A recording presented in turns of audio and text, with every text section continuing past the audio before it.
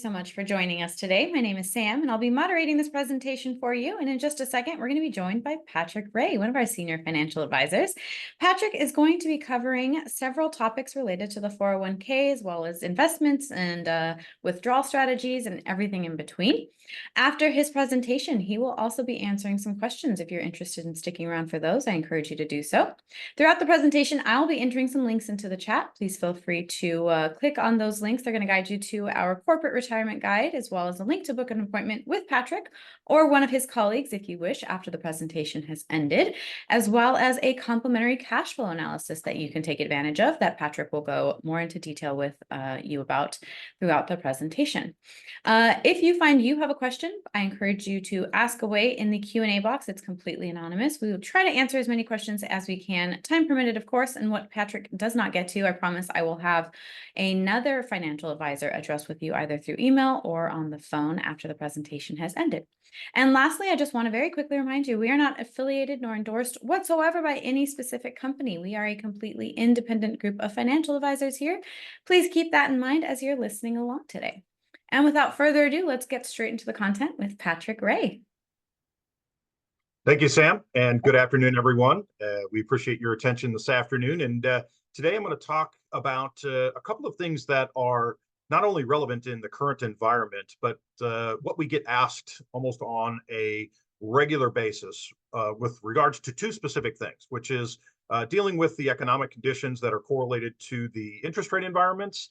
And then, as most of us all know, we have an interesting year because this year is an election year. And so what we have as an agenda to talk about today is correlated to higher government spending, which often typically leads to higher tax rates. And then, of course, we're feeling, as we speak today, the brunt of inflation and what that means to the costs of goods and services. And then how that also equates to the interest rate environment in general. And then we're going to talk a little bit about the opportunities that this particular environment actually presents itself, if you will. And so with that, we'll talk a little bit about the capitalization that we can make on trends that are going in the marketplace today and the slowdowns that we see. And so when you have a philosophy like we do at the retirement group, that we talk often about owning value-oriented stocks. And while often a somewhat boring discussion when we're trying to talk about the differences between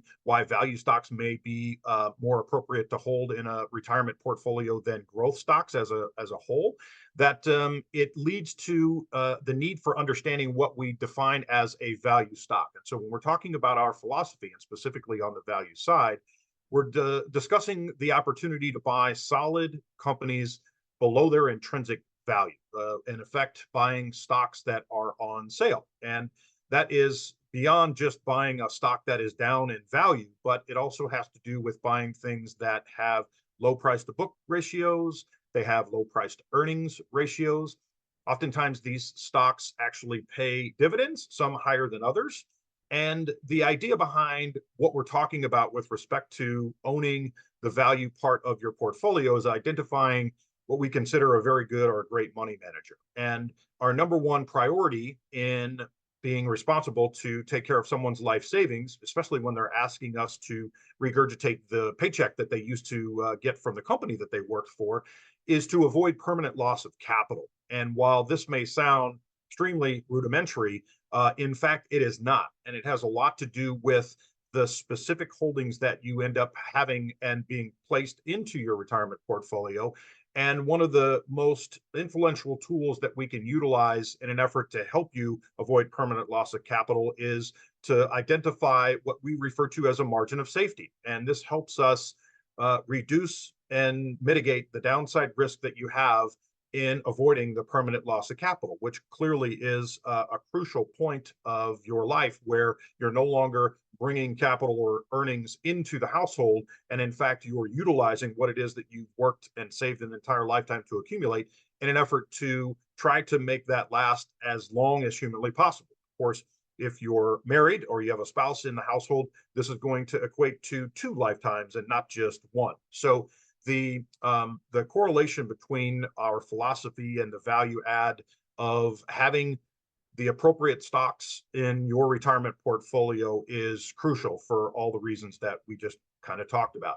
And history will show us the difference between these two things. And so what we're showing you here is a graph of the Russell 1000 value total return index versus the Russell 1000 growth total return index. And this goes back over 30 years, over 40 years, excuse me. And it kind of shows you the correlation where if you can see in this purple line, we're talking about the value index and how closely it represents the growth index. And when you see those things go up and they kind of go down at the same wavelength, but you'll notice that at the times where things aren't performing as well as we'd like, you can see that there's more downside to the orange line, which represents the growth part of your portfolio.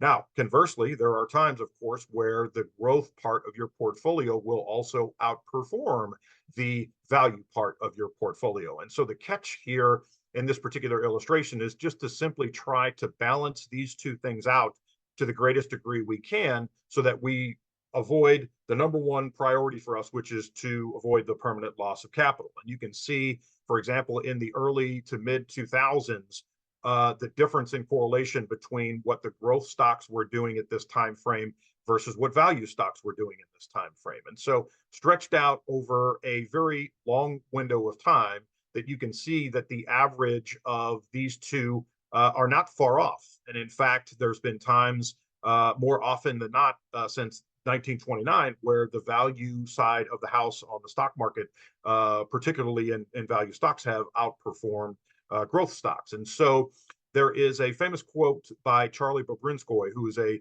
frequent contributor to CNBC and a private money manager.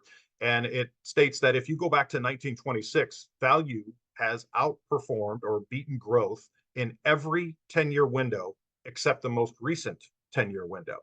And so this goes back to our fundamentals of what we expect to have done and provided in someone's retirement portfolio who is withdrawing funds on a regular basis to support the income needs that they have, and at the same time being concerned about ensuring that we do our very best to keep the principal intact so that you don't run out of money while you're alive.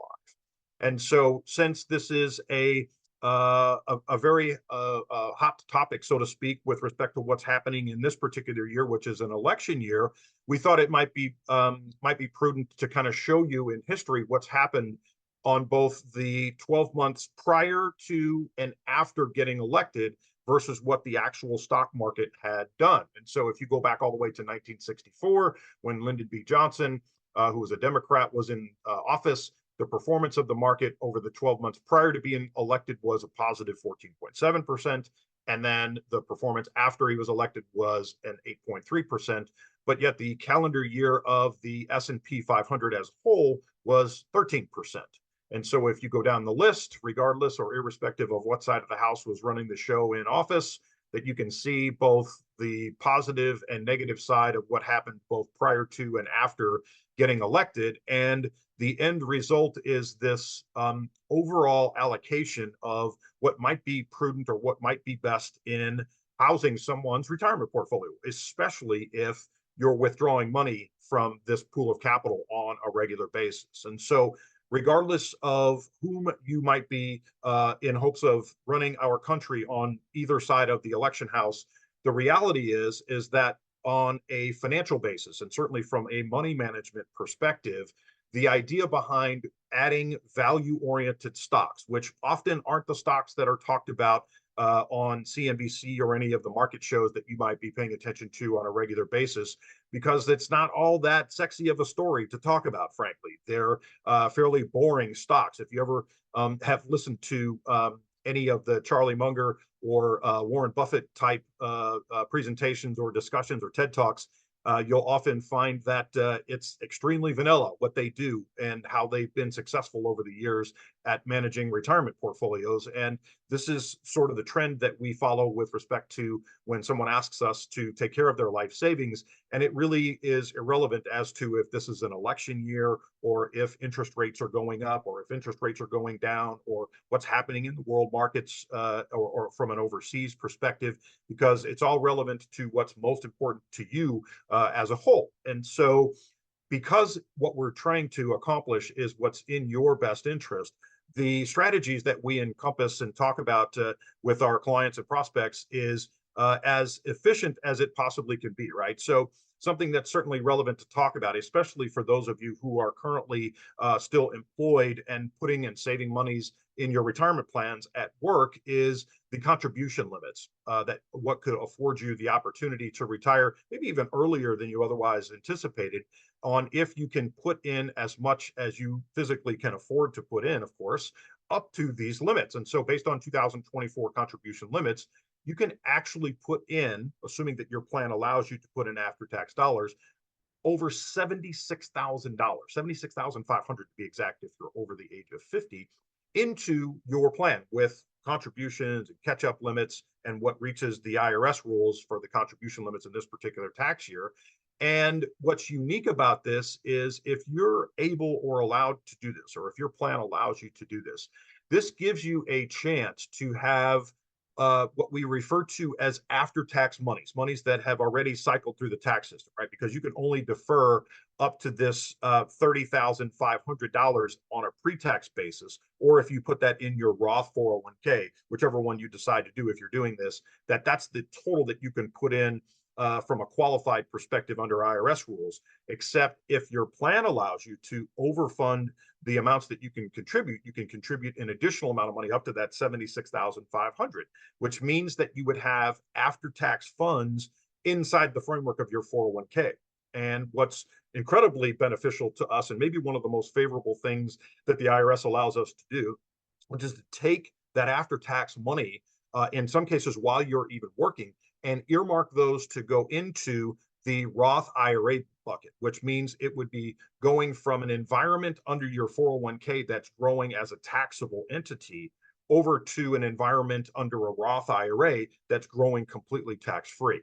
So you could easily see that this is an incredibly useful tactic for us in an effort to help give you the most, not just prudent investment advice, but the most prudent tax advice as well, with respect to how this can play a role in achieving and maintaining overall financial independence. And so the issue that we run into often is that most people over the age of 50 don't have a written financial plan. And to be fair to you, this is really no excuse, because this is something that firms like ours do this as a complimentary service to you. It's a way for us to introduce our services and things that we can do to help you reach your overall financial goals and your investment objectives, and give you a chance to maybe interview a firm or two like ours, so that if you're looking for a partner in retirement, you can have a decision made prior to the day that you say, this is the last day that I'm going to be on the payroll. Or more importantly, if you work for a company that often finds themselves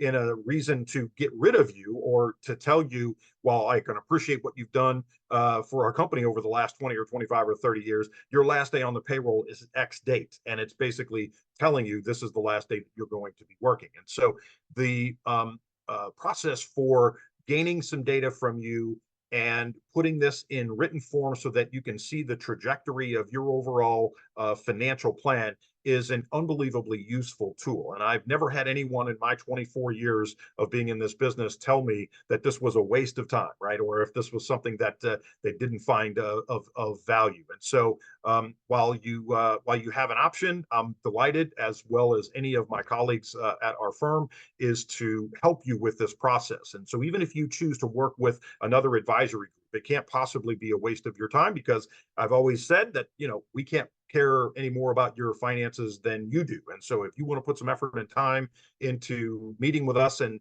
finding out what your goals and objectives are, we are delighted to offer you and extend our time in an effort to do so. And so for those of you who haven't been at one of our workshops or webinars before, and you haven't heard of the retirement group, we have a combined knowledge of a ton of experience with advisors all across the country. And we have offices that can help you, put together plans that are consistent with the things that are overall important and conducive to meeting your overall financial goals and objectives. Many of you work for companies that we've had dozens, and in cases hundreds and thousands of times experience in dealing with people who are transitioning from an employee to a retiree with respect to what they're doing with their 401ks and their pensions and their medical benefits. And so the bottom line is, we're interested in spending some time with you if you're interested in spending some time with us. And so we're happy to offer you this complimentary financial analysis at no cost or obligation to you. And you can reach out to us at info@theretirementgroup.com. You can call our 800 number, which is 800-900-5867. You can schedule a QR picture of this QR code on the left. If you take a picture of that, it'll bring you to a calendar where you can choose a 15 or 30-minute time window that's it's convenient for you, and we'll get you in touch with an advisor that can help answer some of these questions that you may have. And for those of you who aren't following us on LinkedIn already, I'm going to encourage you to do that if you have a chance, because we have a lot of company-specific things based on some of the companies that you actually work for that you might find of value or use to you. And so in finishing up with what we had to kind of talk about today, the reality is, as I mentioned, most people don't have a written financial plan that are over the age of 50. And so we're delighted to fill that void in the event that you haven't gone through this exercise before, because it's an incredibly useful tool. And more importantly, irrespective of this being an election year or where interest rates are or where inflation is at or what's happening overseas, it's an incredibly useful window of time for you and your family and whoever it is that's involved in managing your capital that you have that ultimately you're going to rely on in retirement, to have a partner that helps you guide you through this process. And so with that, what I'll do is I'll pass the presentation back on to Sam to ensure we can have a few minutes to answer a few questions that may come up, and then we'll let you go for the afternoon. Sam? Thank you, Patrick. Yeah, I want to just answer a couple questions. I don't want to take up any more time than we have already of everyone's afternoon. Very quickly, just wanted to remind you that those links that Patrick was just mentioning are also in the chat if you'd like to click, or Patrick, if you want to put that QR code slide back up, if you guys are watching on your phone, please screenshot that and you can take advantage of all of those things. Alrighty, Patrick, we're just going to answer these two questions. Number one, how can I evaluate if I should keep my 401k with my current employer after retirement or roll it into an IRA? Great question. So there are many factors that are maybe even not as in front of you as some of the things you might be concerned about, like the fees that you're paying inside your 401k, which are often less expensive than what you would be charged if a firm like ours would help you, for example. So often the decision for someone to say they're either going to leave their 401k where it's at or move it to an IRA stops right there. It's going to be cheaper in your 401k on most cases. So if you're not looking for a partner and you want to self-manage and take care of your own finances, then clearly it's probably best for you to keep your 401k there. But there are some contingencies and some caveats. And so to answer the question specifically, how you gauge this is to prioritize the things that are important to you. So for example, if you're going to use that pool of money to withdraw funds from, right, on a regular basis, then you might consider that if the money is in your 401k, and let's assume for a second that you have 5 investments there, and you're going to pull out $1,000 from your 401k, and let's further assume that each of the 5 investments are equally weighted, so you have 20% in each one of these pools of money. If you take out $1,000, then there's going to be $200 coming from each one of the 5 investments. Now, you might say to yourself, well, why is that a big deal? Well, it's a big deal if we go through a window of time where the market is performing poorly and you're liquidating assets at a reduced value, which means you have to sell more shares to get to the equivalent $200 to make up that part of the $1,000 amount that you're requesting on a monthly basis. And so, unfortunately, this is not something that you get to control by leaving your money in your 401k. So that's a potential option or a reason why you would want to consider moving the money into an IRA, because we, for example, managing money at Charles Schwab, which we do, by the way, as our custodian is Charles Schwab, where if we had a Charles Schwab IRA for you and that same scenario came up, we can choose to pick where your money on a monthly basis comes from so that you're not forced to sell an investment that's reduced in valuation that you otherwise wouldn't sell if you didn't need the withdrawal. Something else to think about is how the rules are that are relevant to whom gets those funds if you suffer an untimely death. So as an example, your spouse or your family can't technically inherit your 401k. Now, understand what I mean here. I'm not saying they won't get the money. What I'm saying is they can't inherit that pool of money. So if you suffer an untimely death and you're married, your spouse has to go in, liquidate those funds, and move those into an IRA anyway, where then they would have to further be redistributed into assets that are correlated with their investment goals and tolerance for risk and all those kind of things, and then start withdrawing funds on a regular basis. Whereas if the money was in an IRA and you suffer an untimely death, your spouse can assume ownership of that IRA with no tax consequences, no additional costs, and frankly, they don't miss a beat from an income perspective, so that they don't have to concern themselves with making important financial decisions at probably one of the worst times in their life to have to do so. Another small caveat of having the difference between monies in a 401k versus monies in an IRA is the RMD rules that eventually come up where you're forced to withdraw money from your pools of money. And again, the same withdrawal concepts apply where you might be better off at the time you're required to take minimum distributions of choosing the funds that you want to select to generate the cash for you to take the distribution itself versus being subject to just a portion of each one of the holdings inside your 401k. So that was a long-winded answer to the question, but yeah, those are some of, there's plenty of other reasons why we could spend a lot of time talking about on why the difference is between, leaving your money in your 401k versus moving money in an IRA. Thank you. Yeah, it was lengthy, but it was very that was a great explanation and a good example to give. So thank you for that one. Alrighty, this last one. If I want to continue working part-time after retiring, how will this affect my 401k withdrawals and taxes?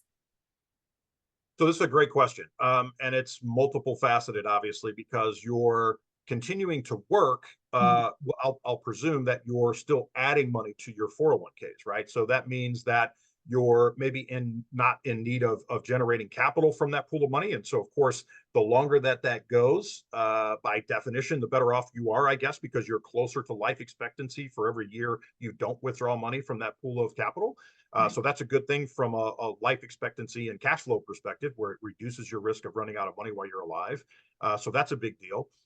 From a tax perspective, your income from your job or wherever it is that you're working is still going to be taxed as if you were removing money from your IRAs, which is 100% income taxable. So I don't know if there's any favorable adjustment from a tax perspective per se, except that if you're still contributing to your 401k, it reduces the amount of taxes that you pay in that given tax year because that money's being earmarked to go into your 401k. So it does help you, I guess, on a small reprieve while you're still working, to be able to to reduce the income tax that you pay while you're still currently earning an income stream.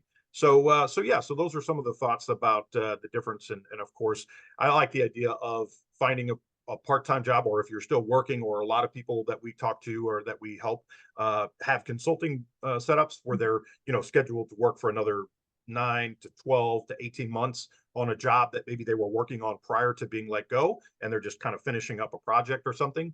And so that's great, because the bottom line is it just extends the window of time that your life savings are there to help you, so that you help avoid running out of money while you're alive. So yeah, I like the idea of still working for sure. Yeah. Alrighty, Patrick, that was it. That was all we had time for today. We're gonna end it there. I want to thank you, Patrick, for coming and sharing all of your knowledge with us. And we want to thank you all for joining us today. We hope to see you on another webinar soon, or over the phone and talking to Patrick or one of our other advisors and getting started on your cash flow analysis. Yeah. Thank you, Patrick. Everyone have a Thank great you, day. Sam. Have Bye. a great day, everyone. Take care. Bye bye. Bye.